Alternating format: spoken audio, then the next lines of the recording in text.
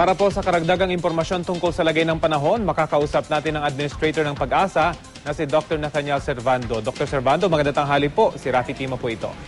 Magandang hali po, Rafi. At opo, bahagya na po nagpakita yung haring araw kanina. Indikasyon ba ito? Nagaganda na yung panahon. Ano ang pagtaya natin?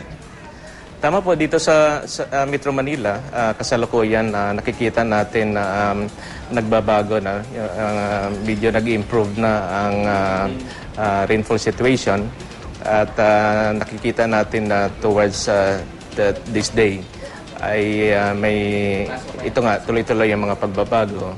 Subalit, hindi pa rin natin tinatanggal ang mga possibility na magkaroon ng mga thunderstorms this afternoon. Subalit sa kasalukuyan, itong mga cloudiness at posibleng may mga pag-ulan na malakas na pag-ulan dito sa mga lalawigan ng Bataan, Zambales, Pampanga, Pangasinan, La Union, maging ang Ilocos provinces. Ito po yung mga lalawigan na posibleng magkakaroon pa rin ng mga lakas na mga pag-ulan today.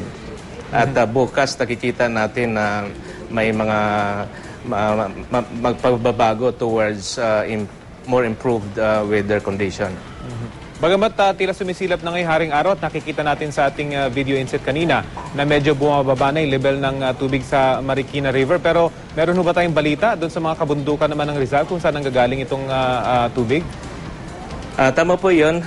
Dahil walang gaanong malalakas na pag-ulan sa mga bulubundokin ng Rizal kung saan doon galing ang tubig patungong Marikina and Pasig River. Kaya po bumaba ang level ng tubig simula mga alas 8 ng umaga hanggang sa kasalukuyan. Paano nyo po i-categorize itong nangyayaring habagat sa ngayon? Dahil hindi ba palaging nagbabago din yung mga forecast ninyo dahil nagbabago din talaga yung panahon at mabilis yung pagbabago ng panahon, Doctor? Tama po yun. Inaasahan namin na itong habagat ay may kalakip na pabugso-bugsong malakas na ulan at kung minsan ay malakas na hangin. Kaya sinusubaybayan namin ito ng maigi. Malaking tulong po sa amin ngayon dahil naging operational na ang mga ekipo na hinahangad namin noon pa, kagaya po ng mga Doppler radars ngayon. At malaking tulong para makapagbigay kami ng mahalagang informasyon, lalo na sa volume ng water, ng ulan, at yung mga specific areas na naapektuhan. Tungkol naman po doon sa pagbabago sa mga kulay sa rainfall warning ng Pag-asa sa Metro Manila na tila ikinilituro po ni Pangulong Aquino, ano pong nangyari doon? Ito ang rainfall warning system, although naging operational siya dito sa Metro Manila, pagkatapos ma-launch ito noong June 20, 2012, ito ay patuloy na ini-improve pa, no? Lalong-lalo na sa dissemination para mas maging epektibo yung ang kanyang intention. Now, just today, pinalitan namin ang green into orange. Actually, para lamang ma-reflect kasi yung yellow, ang orange at ang red. Ito yung mga colors na are associated with awareness, preparedness, and yung red, emergency.